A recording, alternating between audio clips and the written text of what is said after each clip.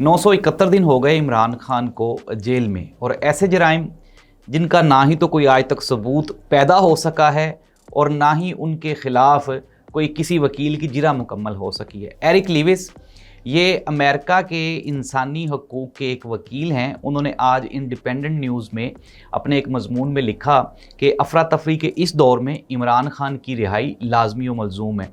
उन्होंने कहा कि अपने मुल्क की तारीख़ का सबसे पॉपुलर लीडर वो कैद तन्हाई में है और उसको इस तरह से कैद तन्हाई में रखना सरासर गलत है। उन्होंने साथ ही साथ इसी मजमून में ये भी इंकशाफ किया कि इमरान खान एक ऐसा मुहिब्बे वतन पाकिस्तानी है जो अपने मुल्क में जेल में रहते हुए जान दे देगा लेकिन अपना मुल्क छोड़ के कभी भी नहीं जाएगा। नादरीन, ये तो गैर मुल्की कह रहे हैं और जो इमरान खान को जानते हैं।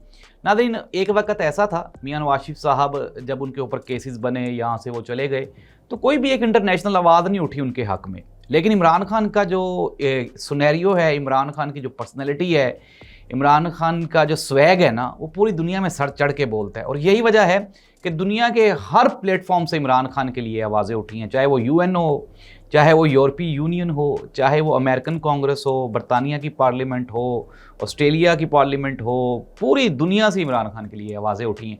और यही वजह है कि इमरान खान के जो मुखालिफिन हैं वो पूरी दुनिया में आज बहुत कुछ अचीव करने के बावजूद भी मुंह छुपाते फिरते हैं। उनके हत्थी पल्ली कुछ भी नहीं है वो आज भी बेचारे बिल्कुल नंगे खड़े हुए हैं।